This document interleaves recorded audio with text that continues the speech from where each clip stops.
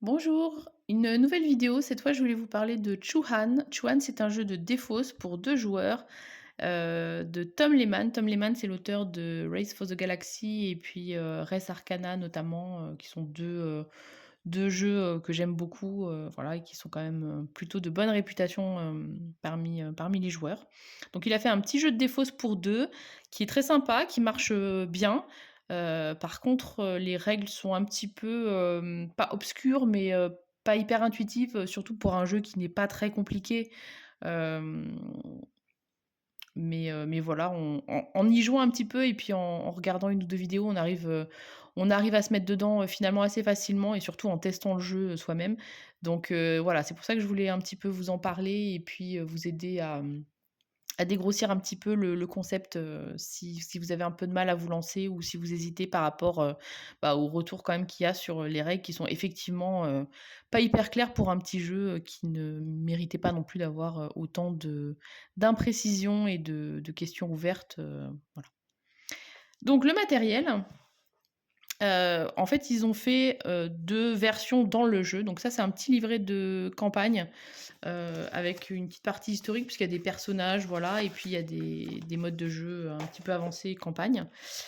En fait, ils ont fait du matériel, fait pour jouer, «à la maison» entre guillemets, donc avec, ça c'est pour compter les points, ça s'appelle des décrets et puis il y a des aides de jeu avec, des espèces de sous-verts un petit peu épais et puis ils ont fait une autre version, hem, pour qu'on puisse jouer, partout, et que tout rentre dans cette petite boîte, pour, mettre ses cartes. Donc ça, de toute façon, c'est les cartes, on a besoin de les prendre. Ça, c'est, les cartes événements. Ça, donc c'est, les décrets, on va voir à quoi ça sert, mais ils ont reproduit la même chose sous forme de cartes. Donc du coup, au lieu d'avoir, ça à prendre eh bien, on prend les cartes, comme ça et puis, de la même façon, à la place de faire, avancer le score sur cette piste-là avec le dragon, ils ont fait une carte avec des numéros et puis un système de flèches pour pouvoir pointer son score.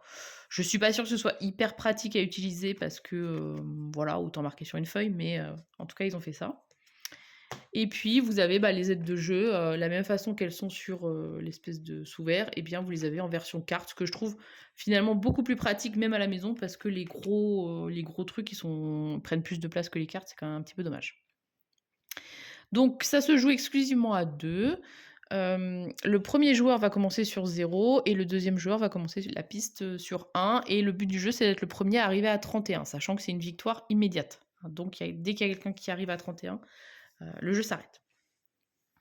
Vous avez, une pioche de cartes, séparées qui sont des événements. Donc ça vous permet d'en piocher une au début de chaque manche et de, forcément, mettre un peu de variation et de chaos dans le jeu. Donc c'est évidemment pas recommandé pour les premières parties, mais, une fois que vous commencez, à connaître le jeu, vous pouvez sans souci les intégrer et c'est très sympa. Ça, ce sont les cartes à proprement parler. Voilà, donc on va voir ça et ça s'appelle, si je ne dis pas de bêtises, je reprends le nom, les cartes dynastie. Voilà et donc ça, c'est la fameuse, règle de jeu, alors qui n'est pas très grande. Heu, voilà, donc ça se lit plutôt vite. Le problème, c'est que quand on lit, il y a plein de trucs au départ où on se dit: «Bah, je comprends pas trop de quoi il parle». Alors après, c'est peut-être moi, mais quand même, je l'ai revu dans plusieurs vidéos et y compris par des gens qui jouent à des jeux costauds et voilà, qui ont l'habitude de lire des règles du jeu et qui ont dit: «Bah, ouais, mais en fait, tes règles, elles sont écrites avec les pieds là, franchement», donc c'est pas faux. Moi, je conseille de les lire une première fois, éventuellement de regarder évidemment ma vidéo et puis de jouer et en fait, on se rend compte en jouant que, les hésitations qu'on avait, finalement, il y a pas d'autre choix et puis voilà, ça vient tout seul. Ce qui est le plus important, je pense, c'est de faire attention à la terminologie qu'il utilise parce qu'elle est pas hyper évidente. Par exemple, l'initiative, bon, ça paraît logique, c'est celui qui commence. Le fait de se débarrasser de ses cartes, puisque je vous ai dit, c'est un jeu de défausse, il appelle ça «sortir». Et donc celui qui sort en premier, c'est celui qui a réussi à se débarrasser de toutes ses cartes et bien c'est lui qui va marquer des points et je vous ai dit le but c'est d'être le premier à avoir 31 points. Voilà, donc globalement c'est ça et la particularité donc, de ce jeu, c'est que, donc vous allez comme dans un jeu de défausse classique, vous allez avoir des cartes en main, OK? Et puis vous allez jouer les cartes devant vous. votre adversaire doit répondre. Donc ça, c'est pareil, c'est une terminologie du jeu qu'il faut bien avoir en tête parce qu'il y a plusieurs effets ou plusieurs fois dans la règle où c'est écrit comme ça. Donc, mon adversaire va devoir répondre à ma carte en mettant une valeur plus forte et en mettant exactement le même nombre de cartes. Donc, c'est-à-dire que si j'ai mis une carte, il va pouvoir par-dessus mettre un 4, mais il ne va pas pouvoir mettre 2 4 en même temps, parce qu'il y a plein de jeux de défauts où on a cette autorisation-là, si on a la même valeur de jouer plusieurs cartes en même temps. Moi, si j'ai joué une seule carte, il ne pourra mettre qu'une seule carte pendant tout le pli. Ça, il n'y a pas de problème, il ne pourra pas faire autrement. Et il faut toujours monter en termes de valeur, à peu près. Par contre, moi, j'ai le droit de commencer mon pli en mettant 2 cartes, voire même en mettant 3 identiques si j'en ai 3, enfin voilà, mais c'est juste que le pli restera toujours avec le même nombre de cartes, entre moi, mon adversaire, etc. Donc il y a un système de réponse et de ping-pong. Une fois que mon adversaire ne peut pas répondre donc à ma situation parce qu'il ne peut pas monter ou qu'il ne veut pas le faire, tout bêtement aussi, hein, ça peut être une solution, c'est jamais obligatoire. On va passer et celui qui passe, du coup on décale, va avoir l'initiative pour jouer le prochain pli. Et donc on va jouer comme ça jusqu'à ce qu'une personne se soit débarrassée de toutes ses cartes. Et dans ces cas-là, ça veut dire que c'est moi qui remporte la manche, je suis sortie en premier, et donc je vais marquer des points en fonction du nombre de cartes que mon adversaire a encore en main. Donc, par exemple, s'il a 3 cartes en main, eh bien, je vais marquer 3 points. Sachant qu'il y a un maximum de 5, donc si j'ai fait un super tour et qu'il a 10 cartes en main, je vais marquer seulement le maximum qui est de 5. On va aussi marquer des points en fonction des décrets qui ont été pris par mon adversaire au moment où je fais mon décompte de points. Donc ceci étant dit, la particularité de ce jeu, c'est que vous avez des cartes de différentes valeurs, hein, ça c'est comme tous les jeux. Plus la carte elle est faible et plus elle est présente souvent. Donc vous voyez par exemple le 1 est présent en 9 exemplaires, c'est ça que ça veut dire. Là où le 5, lui, est présent en 5 exemplaires. Et si je prends la plus forte valeur qui est le 9, l'empereur, eh bien il y a un seul point, il n'est présent qu'en un seul exemplaire. Donc ça vous permet de savoir quand vous jouez des cartes et des combinaisons de cartes, est-ce que vous allez ou pas... est-ce que votre adversaire risque ou pas de surenchérir? Parce qu'évidemment, si vous jouez 6 cartes en même temps, il n'y a que les premières cartes qui vont pouvoir y répondre, mais les prochaines, ça va être impossible, puisqu'il n'y aura pas le bon nombre de cartes, et que vous ne pouvez pas jouer un nombre de cartes différent de celui qui a été joué par votre adversaire. Vous pouvez toujours répondre qu'avec le même nombre de cartes, mais en montant la valeur. Mais la particularité de ce jeu, c'est que les 3 et les 6, donc vous pouvez les jouer normalement pour leur valeur toute seule ou dans une série, etc. Mais vous pouvez aussi les jouer pour leur pouvoir. En fait, toutes ces cartes-là, qui ont le chiffre, la valeur 3 et la valeur 6, ont aussi en bas un pouvoir de carte. Et dans ces cas-là, vous pouvez jouer la carte toute seule. Mais là, je ne la joue pas parce que c'est un 3, je la joue pour activer son pouvoir, qui va être par exemple de jouer des cartes différentes au rang le plus bas. Donc là, cet effet-là, ça va me permettre de jouer par exemple un 1, un 6, bon c'est pas intéressant mon affaire, mais un 6, un 8, un 3, un 4 et un 2. Donc il faut qu'elles soient toutes différentes, par contre ça c'est un point important de la règle. Je vais pouvoir jouer ces 6 cartes-là en même temps, qui sont toutes différentes, donc théoriquement je n'ai absolument pas le droit de le faire, parce qu'il faut que ce soit toujours la même valeur, mais grâce à cette carte-là que j'ai posée devant moi, et dont j'active le pouvoir, eh bien je vais jouer toutes ces cartes-là comme si elles étaient des 2. Et pourquoi j'ai fait ça, vous me direz, parce que j'ai des bonnes cartes, parce que le pouvoir de la carte 2, c'est que on peut gagner des points en fonction du nombre de cartes qu'on joue en même temps de cette valeur-là. Si on arrive à en jouer au moins 6, eh bien, on va gagner 1 point par carte, donc 6 points. Par contre, si j'en ai joué 5 en même temps, je marque 0 points, c'est juste, j'ai joué 5 cartes et tant mieux pour moi.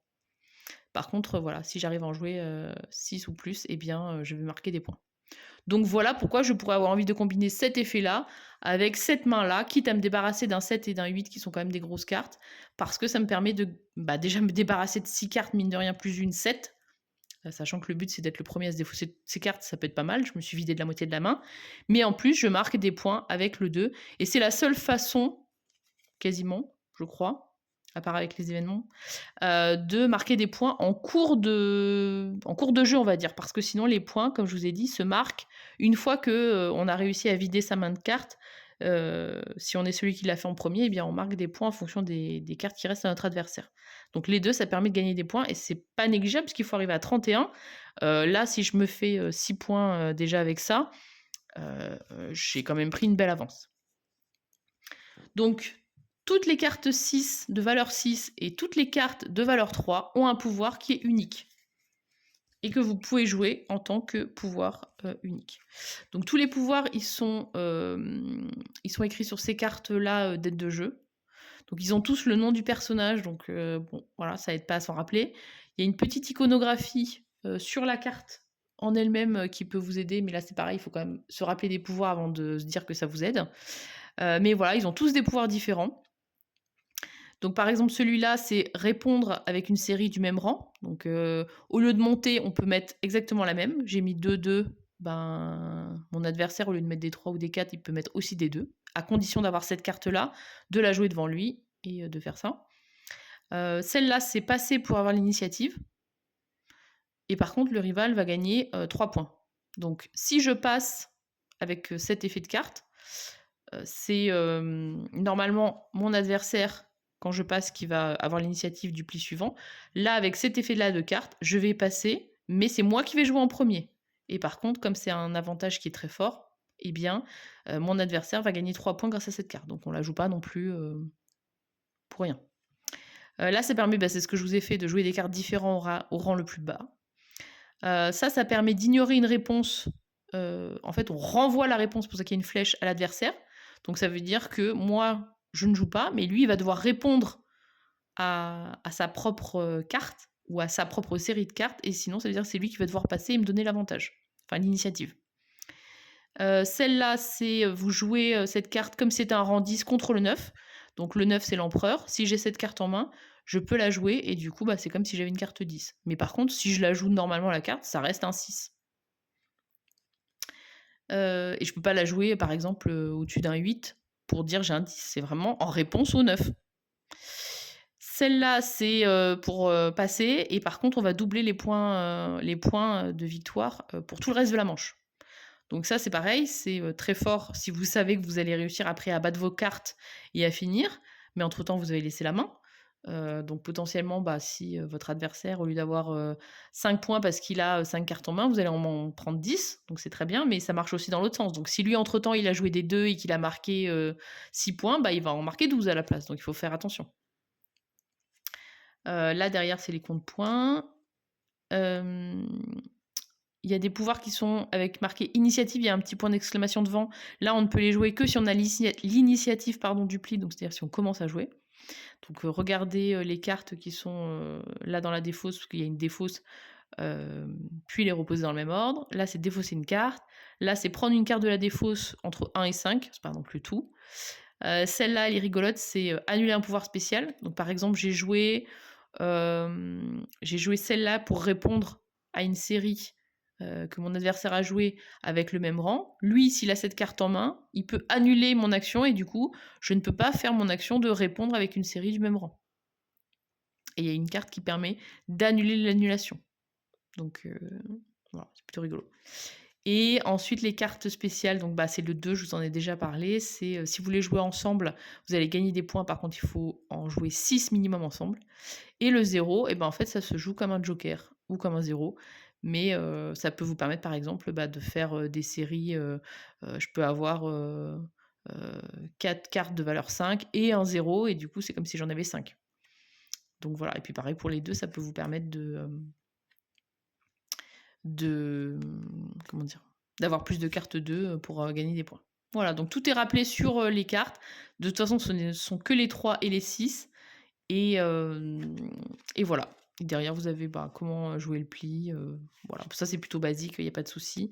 C'est plutôt les pouvoirs à maîtriser. Et puis du coup, tout ce qui fait le sel du jeu, c'est de se dire, est-ce que, notamment les 3 et les 6, est-ce que je veux les jouer pour leur pouvoir ou est-ce que je veux les jouer pour leur valeur? Est-ce que j'en joue plusieurs en même temps? Est-ce que j'en garde une pour contrer une action? Voilà, donc c'est vraiment sympa. Donc, quand on joue, bah, en fait, on va alors je compte pas, mais, globalement, on a 15 cartes chacun et il y a une pioche avec 16 cartes. Il y en a 4 qu'on va retourner parce qu'on ne pourra jamais les piocher et puis ici, ça constituera la pioche et en fait, quand on prend un décret, ça permet de piocher 2 cartes et de les mettre dans sa main. Donc, bah, ça peut vous aider à débloquer des situations si vous êtes un petit peu coincé et cetera. Par contre, il faut faire attention parce que, bah, le but, c'est de se débarrasser de ces cartes, donc déjà mécaniquement, le fait d'en avoir récupéré 2 de plus, ça va pas forcément nous aider, il faut vraiment arriver à s'en débarrasser et puis le truc, c'est que si on ne gagne pas la manche, la personne qui compte les points, donc qui a fini, la manche, qui a réussi à sortir en premier, à se débarrasser de ses cartes, va aussi marquer des points en fonction des décrets qu'on a pris.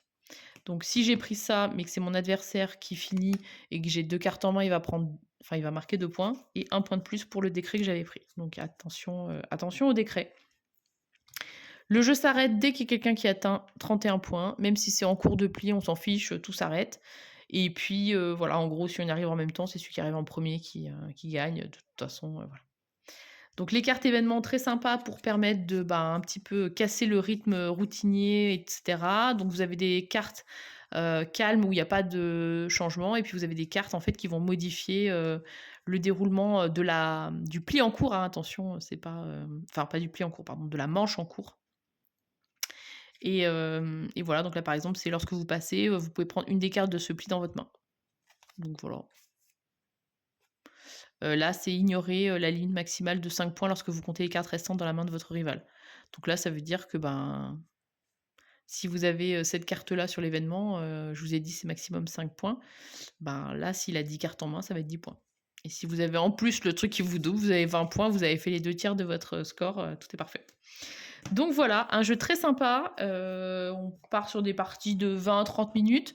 Nous, on aime bien y jouer, ça se joue facilement. Après, on va pas forcément, compter les points à chaque fois, hein. Le moment où on intercale ce jeu, c'est plus, voilà, soit avant de manger, soit après quand on a envie de jouer à un truc un peu rapide, mais c'est pas,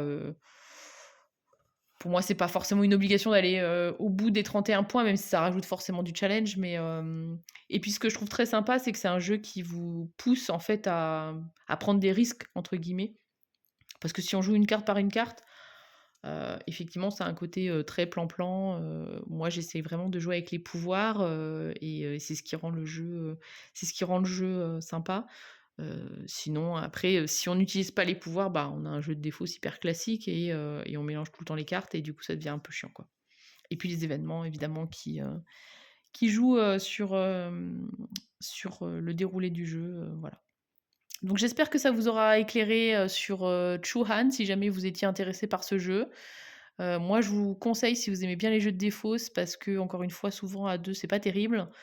Ils rajoutent pas grand-chose, ils rajoutent juste, ben, l'histoire des pouvoirs, mais ben, ça fait tout le twist et c'est ce qui fait que, on a un jeu qui est beaucoup moins, routinier que d'autres qui sont, du même genre et voilà, c'était une belle découverte et je suis contente d'avoir commandé le jeu et puis de m'être dit: «Bah, tant pis pour les règles, j'arriverai bien quand même à m'en faire une idée» et puis voilà et puis finalement quand on joue, ça paraît évident que la carte, si on l'a jouée pour son pouvoir et ben, on va pas en plus la mettre dans une série, et que si on a joué une série, bah, oui, les pouvoirs, ils sont pas visibles parce qu'on les a pas joués, enfin voilà et puis, au fur et à mesure, il y a de moins en moins de questions et puis un jeu qui tourne très bien à 2 et qui est très sympa à jouer et je vous recommande chaudement. Chouane, à vous de jouer.